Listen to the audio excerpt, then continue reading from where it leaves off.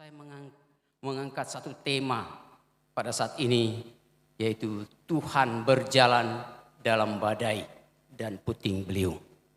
Ya. Saudara yang dikasih dalam Tuhan, mengapa Allah berjalan dalam badai dan puting beliung? Kita melihat peristiwa ini sudah terjadi. Ya. Tapi kita tidak tahu bahwa Allah itu berjalan melalui badai, melalui puting beliung, melalui bencana alam yang lainnya, ya. Juga pandemi yang sedang menimpa kita saat ini, ya. Kalau kita sudah tahu bahwa itu Allah yang berjalan dengan tujuan apa, ya, saudara, kita telusuri hal ini dengan benar dan alkitabiah. Kita harus belajar Alkitab ini kapan penggenapan apa yang disampaikan oleh Allah. Oleh sebab itu, saudara yang dikasih dalam Tuhan, Allah berjalan punya tujuan. Tujuannya Allah di mana Dia akan mengenal orang-orang pilihannya. Dia mengenal orang-orang yang tidak setia kepada Tuhan. Saya mengajak saudara kita buka di dalam kitab Nahum, ya. Kitab Nahum pasal 1 ayat 3. Tuhan itu panjang sabar dan besar kuasa, tetapi Ia tidak sekali-kali membebaskan dari hukuman orang yang bersalah. Ia berjalan dalam puting beliung, dan badai dan awan adalah debu kakinya.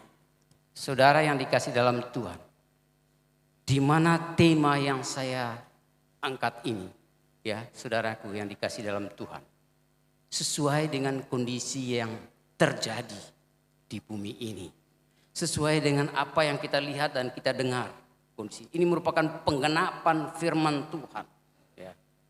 Oleh sebab itu saudara dan saya mengenal Yesus Kristus. Ya. Kalau Yesus Kristus sedang berjalan di bumi ini melalui badai, melalui bencana-bencana lain, gempa bumi, tsunami, berarti itu hukuman.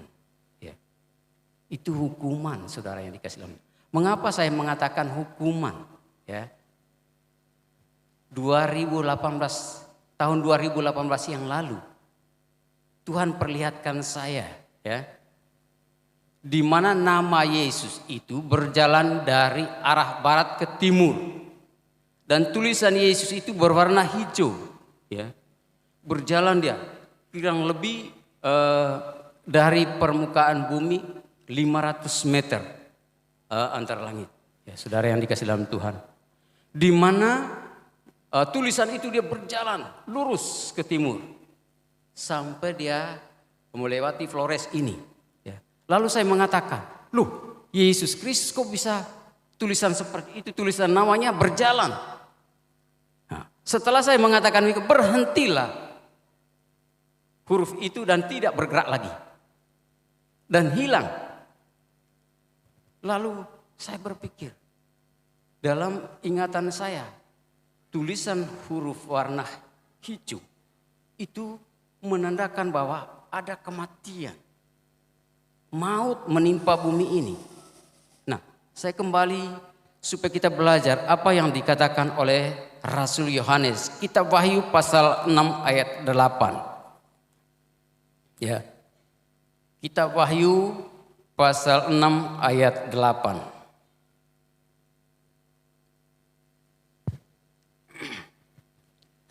Dan aku melihat sesungguhnya ada seekor kuda hijau kuning, dan orang yang menunggangnya bernama Maut, dan kerajaan maut mengikutinya. Dan kepada mereka yang diberi kuasa atas 1/4 dari bumi untuk membunuh dengan pedang, dan dengan kelaparan dan sampar, dan dengan binatang-binatang buas yang di bumi. Saudara yang dikasih dalam Tuhan, apa yang dilihat oleh Rasul Yohanes, ya, sedang terjadi, sedang digenapi di akhir zaman ini. Setiap firman yang tercatat di Alkitab harus digenapi, ya, harus digenapi. Kapan saja, ya, di mana saja, atau di tengah kesulitan kita, ya, kita tidak tahu bagaimana badai datang. Kita tidak tahu bagaimana gunung yang ada di sekitar kita tiba-tiba meletus. Kita tidak tahu bahwa ada tebing yang tinggi di mana ada jalan raya di sekitarnya. Lalu kita lewati situ, di sana tanah longsor terjadi. Terjadilah kematian. Di situ di dalam kitab Wahyu ada 3 hal, saudaraku, bahkan 4. Ya, pedang. Apakah saat ini, ya, saudara dan saya melihat dan mendengar di televisi bahwa ada pembunuhan? Ya. Demikian juga penyakit sampar. Saya katakan bahwa penyakit COVID-19 ini adalah penyakit sampar.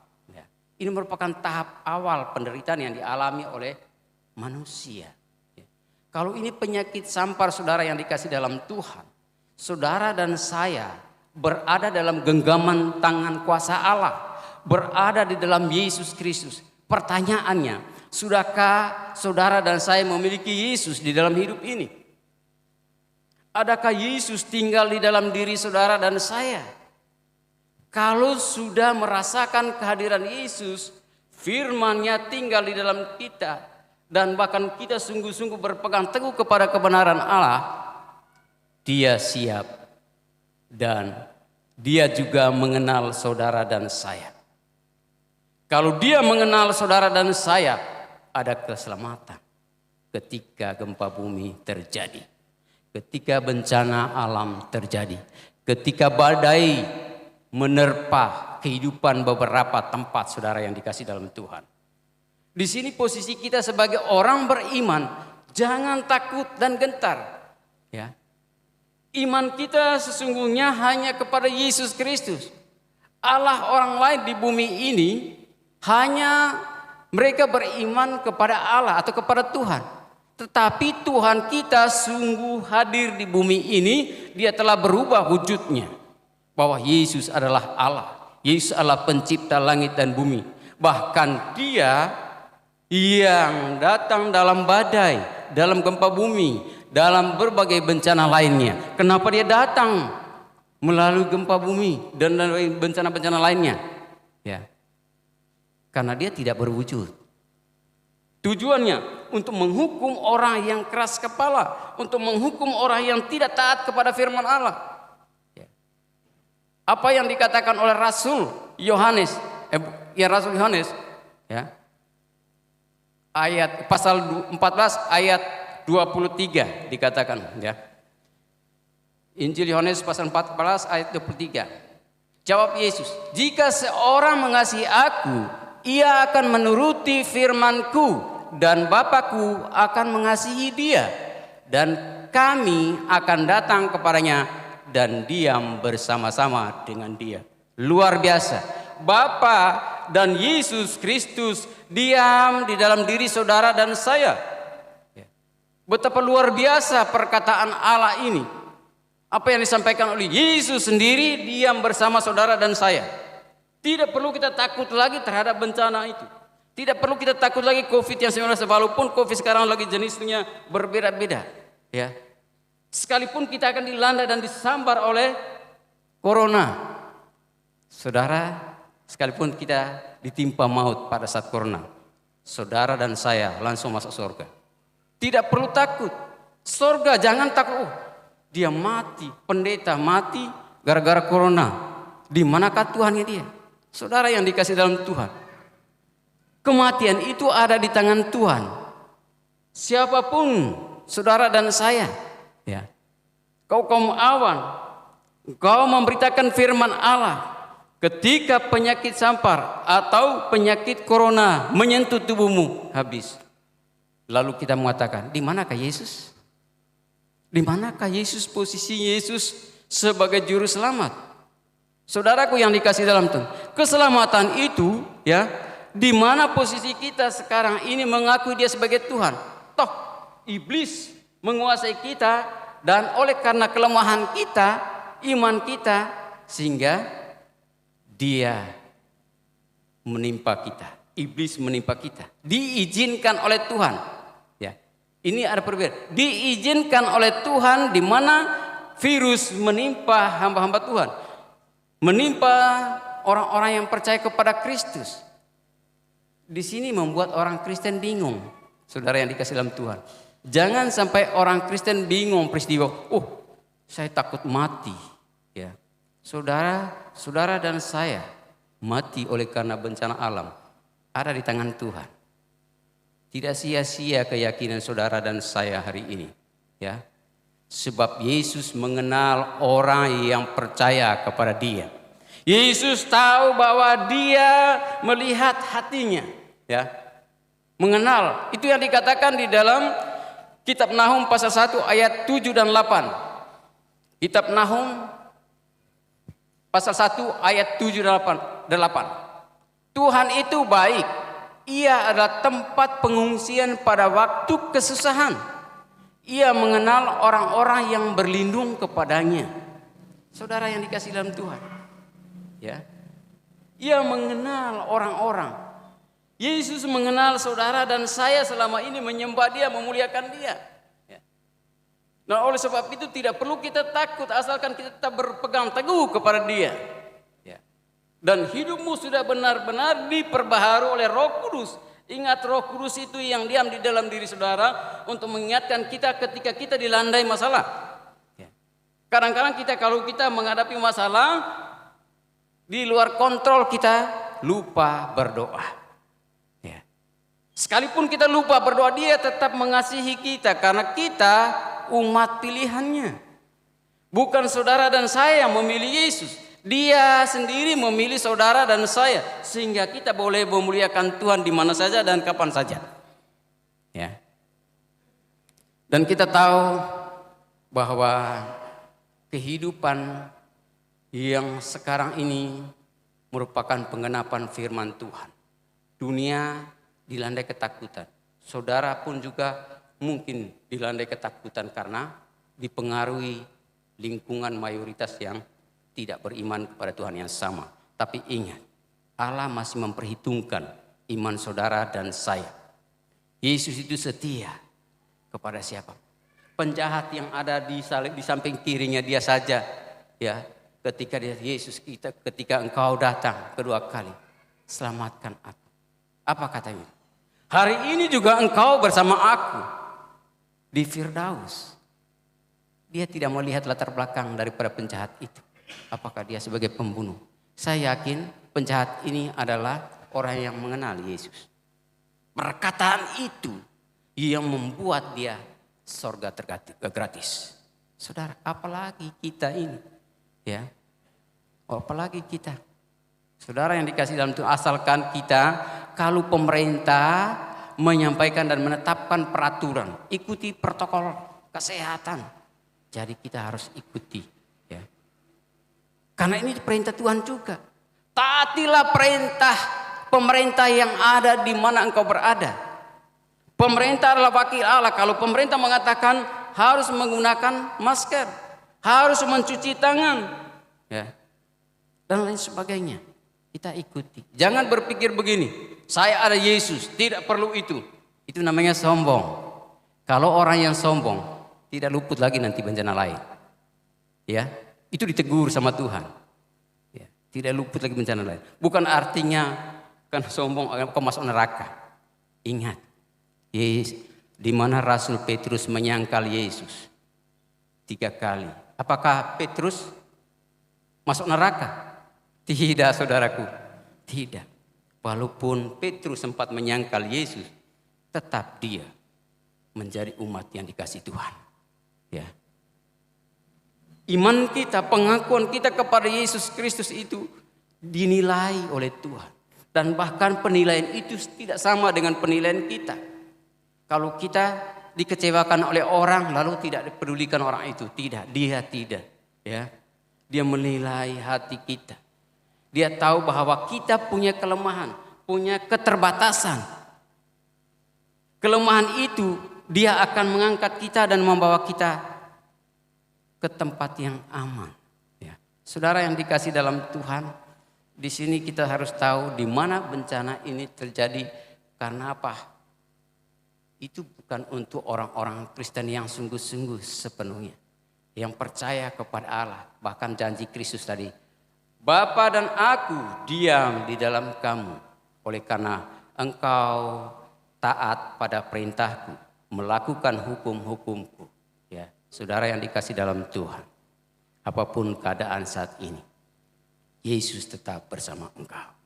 Ya, kalau bila terjadi bencana lagi yang berikut, katakan Yesus lewat. Kalau dia lewat di sana bencana banyak kematian di sana, oh Yesus tolong aku, jangan tinggalkan aku. Katakan itu saudaraku, berseru kepada dia. Ya. Apa kata Rasul Paulus kepada orang Filipi? Ya. Bawalah masalahmu kepada Tuhan ketika engkau dilandai masalah, dan berdoa kepada dia. Sampaikan permohonanmu, maka dia menjawab. Dia sampaikan hal itu kepada orang Filipi. Firman Allah tercatat dalam Alkitab saudara, dan saya membaca kitab suci ini supaya kita juga akan taat kepada dia. Apabila kita dilandai masalah, kita harus berseru kepada dia. Saudara yang dikasih dalam Tuhan, bahwa peristiwa maut ini memang sesuatu hal yang terjadi di bumi ini supaya orang lain yang tidak mengenal Yesus dan mereka yang mengenal Yesus juga akan sungguh-sungguh bertahan dalam cobaan, dan orang lain yang tidak mengenal Yesus melalui saudara dan saya, mereka akan bertobat, mereka akan dipakai oleh Tuhan, mereka akan keluar dari ajaran yang lama dan mencari Yesus melalui saudara dan saya. Tuhan pakai saudara dan saya. Ya. Oleh sebab itu saudara yang dikasih dalam Tuhan, pada saat dimana istri saya dilandai atau ditimpa penyakit kanker vulva. Jadi sempat dia masuk di rumah sakit Siloam di sini nih. Ya. Lalu beberapa minggu kemudian ditolak, lalu dibawa ke Denpasar. Sampai di Denpasar diperiksa lagi, ternyata kanker ganas. Kanker ganas, saudara, ingat. Kalau kanker ganas tinggal hidup atau mati, ya. Tinggal hidup atau mati. Sampai kami begitu tiba di bandara langsung ke rumah sakit Sangla Denpasar. Kira-kira jam 11 kami sudah masuk di sana. Lalu daftar di mana tempat pendaftaran pasien. Lalu sampai di sana kami ditolak. Sudah tutup Pak, jam 11 sudah tutup tadi.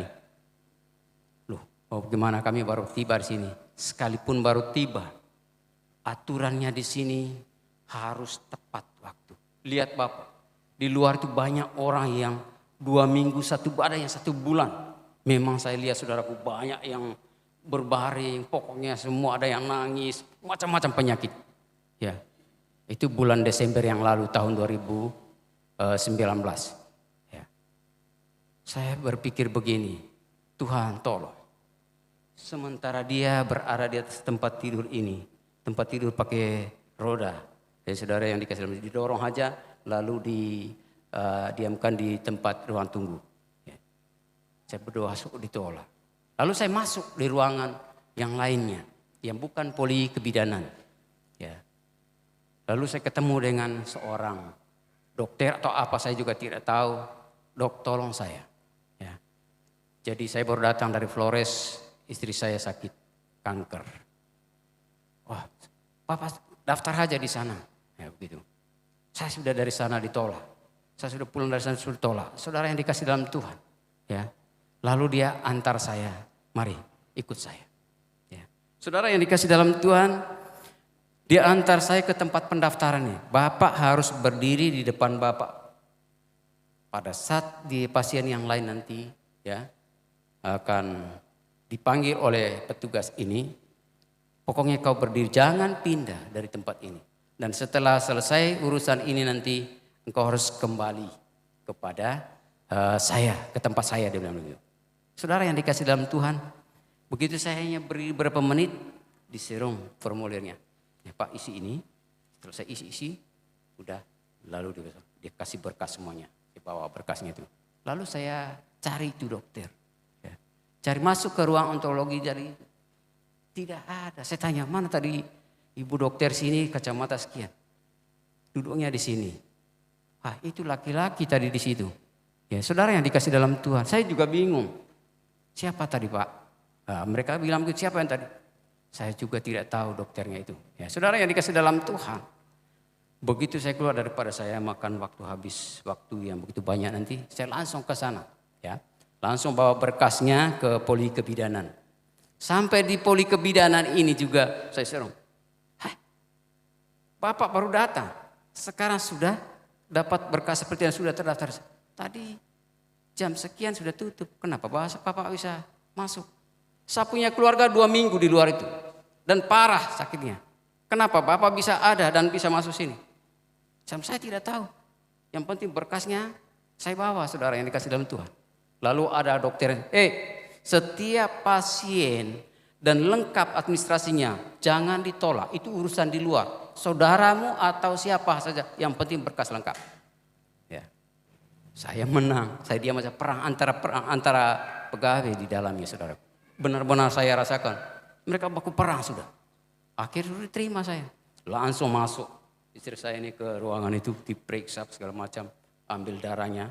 Ya, darah tidak ada. Sudah mau disedot darah tidak ada. Karena banyak sudah habis darah. Ya. Lalu diperiksa. Ini kanker ganas. Ya benar memang sudah. Dari kandungan menurut dokter sini 7x9. Ya. Lalu dari sini juga sudah kena di di kelaminnya 7x9 juga. Itu yang membuat dia tidak bisa berdiri, tidak bisa berjalan, tidur di pesawat juga tidur aja begitu. Saudara yang dikasih dalam Tuhan, ya. Begitu saya berpikir ini malaikat yang menolong kami nih. Ya.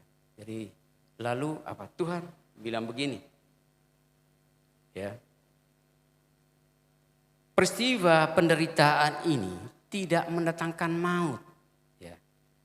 Tidak mendatangkan maut. Saya dikuatkan, saudara yang dikasih dalam Tuhan. Kok penderitaan yang begitu parah tidak mendatangkan, berarti tidak mati. Saya tidak takut karena ini pernyataan firman Tuhan. Pernyataan Tuhan, saudara yang dikasih dalam Tuhan. Begitu pentingnya kita peka. Di mana Roh Kudus diam di dalam diri saudara dan saya. Perlu perhatikan dan dengarkan baik-baik. Ya. Saat kondisi kita tidak berdaya, saat itulah Tuhan mau berbicara, dia akan mengungkapkan rahasia yang mungkin bagi orang lain tidak mungkin. Tapi bagi kita saat itu akan terjadi sesuatu yang luar biasa. Itulah fungsinya kita sebagai umat tebusan Allah, tinggal kita datang kepada Dia. Datang kepada Yesus Kristus. Saudara yang dikasih dalam Tuhan, ya. Begitu setelah dicek 3 hari kemudian keluar cek labnya. Ya, cek labnya itu 10.300. Ya, beta hasilnya itu 10.300, itu tinggi sekali kata dokter. Makanya kan dia tidak punya darah lagi. Ya, tapi dia masih bisa bicara. Tapi saya tidak takut dan gentar karena ada janji dan pernyataan Tuhan. Ya, saudara yang dikasih dalam Tuhan, di sini saya merasa bahagia sekali dengan adanya penderitaan ini. Allah menyampaikan rahasia kepada saya. Allah menyampaikan sesuatu yang belum pernah saya dengar dengan peristiwa seperti ini. Ya. Tuhan izinkan penderitaan yang terjadi dalam kehidupan kita sebagai orang beriman. Kadang-kadang kita takut dan gentar. Oleh sebab itu, kenapa kita takut dengan masalah yang kita hadapi lalu iman kita sudah mulai kendor? Ya. Di sini perlu kita perhatikan, saudara yang dikasih. Kalau iman kita sudah mulai kendor, terjadi. Nah, begitu dia cek labnya, dicek 10.000, dia langsung masuk di ruang penginapan. Saudara yang dikasih dalam 3 malam di situ tidur terus. Jam 2 malam, ya menjelang pagi, Tuhan berbicara. Orang itu sudah tidak percaya lagi kepada Allah. Dia menganggap bahwa dia sebentar lagi akan mati. Katakan kepada dia, berjalan dan keluar dari tempat tidur itu. Saya langsung ke dia. Ini jam 3 malam saudara, jam 2 malam. Kau percaya Yesus Kristus? Iya. Sekarang kondisimu tidak berdaya. Kalau kau percaya kepada Yesus Kristus, keluar dari tempat tidur ini dan berjalan dan bergerak. Itu yang disampaikan oleh Roh Kudus kepada saya. Kalau kau keluar malam ini juga, engkau akan berjalan dan mujizat Allah terjadi. Tunggu besok pagi saja, Pak. Tunggu besok pagi. Inilah iman kita. Masa pada saat Tuhan menyuruh kita untuk bertindak, lalu kita menunda waktunya Tuhan. Ini yang sering terjadi. Karena dia melihat kondisi kita tidak berdaya, lalu menunda perintah Tuhan. Ini salah, saudara. Saya mengatakan, ini keras kepala. Saya ingat terus terang, kau keras kepala. Ingat, di persekutuan ekumene kita di desa, pada saat orang-orang simpatisan bergabung dan mau bergabung dengan persekutuan kita, ketika mereka sakit, Tuhan berbicara, kau lompat, hai pasien. Kalau kau lompat, di dalam nama Yesus kau lompat. Dia lompat dan sembuh. Itu yang terjadi di desa saya. Anggota persekutuan saya. Itu simpatisan. Ya. Asalkan kau taat apa yang disampaikan Roh Kudus. Kau tahu, saya bilang begitu. Tapi kenapa kau lawan? Tapi besok paginya dia langsung keluar dari tempat tidur. Terjadi mujizat. Dia keluar masuk bebas masuk kamar mandi. Saya bilang bagaimana rasanya? Sudah hilang. Haleluya. Sudah hilang, saudara yang dikasih dalam Tuhan. Jangan takut. Biarlah iman kita juga harus hidup pada saat kita tidak berdaya. Ya. Kalahnya kita ada pada saat kita cobaan datang menghimpit kita. Lalu, aduh, Tuhan tidak menolong saya lagi. Ya. Tuhan meninggalkan saya lagi. Aku mau mati. Saudara yang dikasih dalam Tuhan. Ya. Kadang-kadang saat kita tidak berdaya, saat itu sebenarnya Tuhan ada di sekitar kita. Ingat baik. Saat engkau tidak bisa berbuat apa-apa karena problemmu, masalahmu, penyakitmu, tidak bisa berbuat apa-apa. Asalkan engkau jangan sekali-sekali lari kepada dukun. Ya, jangan sekali-kali lari kepada petunjuk peramal. Ingat baik-baik ini. Kalau kita lari dan mencari petunjuk oleh karena penderitaan kita sudah tidak berdaya lagi. Lari, disinilah tanda tanya kekristenan kita. Iman kita sudah mulai kendor dan akan membawa maut bagi kita. Ya. Akan membawa maut. Kenapa membawa maut? Karena kita cepat-cepat tergiur dengan ramalan, tergiur dengan petunjuk-petunjuk palsu, tergiur dengan penawaran dari tetangga.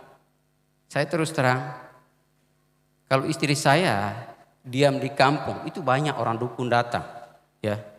Banyak orang dukun. Untung saya bawa larikan dia ke rumah sakit. Ya. Bukan dukun yang apa, itu dari tetangga saya dan kenal saya.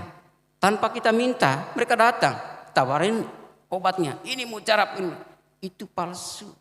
Itulah setan yang membawa kita supaya menjadi penurut. Saudara yang dikasih dalam Tuhan, saya yakin dan percaya bahwa Tuhan itu luar biasa, ya. Dan Dia hidup ketika kita mau minta tolong kepada Dia, ya. Saudara yang dikasih dalam Tuhan, bahwa hidup di dalam Tuhan ini memang indah kalau kita menang dalam persoalan. Kalau kita menang dalam penderitaan. Kalau kita keluar dari bencana, ya. Sekalipun ada bencana di sekitar kita, ya. Katakan di sana ada bencana, berarti Yesus lewat di sana tadi. Menghukum orang yang siap dihukum. Saat ini ada Yesus di dalam diri saya. Katakan itu, berdoa untuk mereka, berdoa untuk diri kita supaya kita tetap berdalam pengawasan Tuhan. Supaya kita tetap berdalam genggaman tangan Tuhan. Saudara yang dikasih dalam Tuhan, kadang-kadang kita, aduh kasihan di sana, kasihan. Tapi saudara sendiri tidak pernah melihat diri saya sendiri ini bagaimana. Karena badai itu, bencana itu tidak direncanakan sebelumnya. Tidak diberitahukan sebelumnya. Tiba-tiba datang hantam dan habislah rumah itu. Habislah orang itu. Berapa ratus orang habis. Tidak pernah diberitakan melalui mimpi. Tidak. Itulah hukuman Tuhan. Nah oleh sebab itu saudara yang dikasih dalam Tuhan. Kalau hukuman ini terjadi. Ya, itu bukan ayat yang ke-8. Nahum pasal 1 ayat 8 dikatakan. Coba sekali lagi. Dan menyeberangkan mereka pada waktu banjir. ia menghabisi sama sekali orang-orang yang bangkit melawan dia, dan musuhnya dihalaunya ke dalam gelap. Saudaraku, saudara dan saya diselamatkan. Kapan keselamatan ini? Di tengah kesukaran ini. Allah akan membuktikan bahwa Yesus itu hidup di dalam diri saudara dan saya. Jangan sampai dengan adanya peristiwa yang terjadi di berbagai tempat lalu kita mulai takut. Aduh, sia. Tapi ingat saudara yang dikasih dalam Tuhan, ya, pada saat ya begitu saya mengatakan, kok ada Yesus, stop Kristen. Flores tidak masuk zona merah karena ada hamba-hamba Tuhan berdoa kepada Allah minta supaya Flores. Tapi saya sampaikan belum selesai. Virus belum selesai. Bukan ramalan, tapi Tuhan sampaikan hal ini. Karena penggenapan firman Tuhan di zaman dan masa kita, masa kesukaran. Kesukaran, ini tahap pertama. Kesukaran yang dialami oleh semua manusia. Kesukaran yang dialami orang Kristen. Kesukaran yang dialami orang yang tidak mengenal Allah. Akan mengalami semuanya ini. Tapi saudara dan saya, janji firman Tuhan, iya dan amin, tetap berlaku atas diri saudara dan saya. Oleh sebab itu takut akan Tuhan harus ditumbuh kembangkan dalam kehidupan saudara. Mulai sekarang ini kita harus sungguh-sungguh dengan Tuhan. Ya, jangan hanya kita sebarkan bantuan saja, tapi perlu, karena bencana itu tidak diberitahukan, tidak diumumkan seperti corona ini. Oh, pakai masker, tidak. Kalau corona atau COVID-19 ini diberitahukan ikuti protokol kesehatan, kita pakai. Tapi kalau bencana alam tiba-tiba, saudara, supaya hal itu tidak terjadi dengan tiba-tiba terhadap kita, janji Allah, janganlah takut dan gentar, karena Allah datang menghukum orang yang tidak percaya, orang yang jahat di mata Tuhan. Saudara yang dikasih dalam Tuhan, kalau saudara dan saya orang yang sungguh-sungguh dikenal oleh Allah, mengenal baik dengan Allah, memuliakan Tuhan setiap saat, maka pembelaan Allah tepat pada waktunya. Ya, tepat pada waktu, kapan saja dan di mana saja, siapa saja saudara dan saya, tetap Dia dan nama kita tercatat di dalam kerajaan Allah. Oleh karena pengakuanmu, imanmu kepada Yesus Kristus. Haleluya. Oleh karena iman kepada Yesus, bukan karena kita melihat Yesus, bukan karena kita melihat sudah punya kalender gambar Yesus, bukan. Ya. Di mana tadi dikatakan di dalam Injil Lukas di Yohanes itu, Bapa dan aku tinggal bersama-sama dengan engkau. Ini janji firman Allah. Ya. Oleh sebab itu kita sambut hal ini, firman ini, perkataan Yesus ini dengan iman. Ya. Bahwa Bapa dan Yesus ada dalam diriku. Bencana terjadi di sana, oh Yesus memang lewat sana. Berarti ada sesuatu yang menyakiti hati Tuhan di sana. Ya. Dan di sini saya menang karena Yesus ada di dalam diri saya. Amin. Yesus ada di dalam diri saudara dan saya. Ya, tidak perlu takut dan gentar. Kenapa saya mengatakan belum habis? Ya, kita masih diproses. Sepertinya kita digodok nanti. Tapi tidak perlu takut. Orang dunia takut sekarang. Jangan ikut takut. Aduh, saya juga mau ini. Tidak usah takut. Yesus ada di dalam dirimu. Imani dan lakukan firman-Nya. Membangun hubungan dengan Tuhan dengan sungguh-sungguh. Itu yang pertama. Oleh sebab itu saudara, saya mengajak saudara sungguh-sungguh memuliakan Tuhan. Dan lakukan firman Tuhan dengan sungguh-sungguh. Maka itu yang akan menolong saudara bahwa benar Yesus ada di dalam dirimu. Ya, Yesus akan memimpin engkau. Apapun penyakit yang menimpa engkau, jangan takut. Ya. Kalau penyakit yang diizinkan Tuhan, ada rencana Tuhan di balik itu. Ya, supaya kita sadar dan bertobat sungguh-sungguh. Ya, ingat janji Tuhan. Kalau ini tidak digenapi, Alkitab firman Tuhan yang tercatat Alkitab ini tidak digenapi, percaya dan sia-sialah iman kita kepada Tuhan. Tapi harus digenapi semuanya. Oleh sebab itu, apa kata Tuhan? Hendaklah kamu jadi pelaku firman. Pelaku, bukan hanya sekedar menyampaikan hanya dengan mulutmu, tapi kita melakukan dan imani apa yang disampaikan oleh Tuhan. Saudara yang dikasih dalam Tuhan, biarlah kita sungguh-sungguh mengasihi Tuhan di tengah kesukaran ini. Sebab Allah memberkati saudara dan saya. Puji Tuhan, Tuhan memberkati. Ku tetap cinta, ku tetap cinta, walau badai datang menerpa, ku tetap cinta. Haleluya. Ku tetap setia, ku tetap setia, walau topan datang menerpa, ku tetap setia. Sekali lagi, ku tetap cinta, ku tetap cinta, ku tetap cinta. Haleluya. Walau badai datang menerpa, ku tetap cinta, ku tetap setia,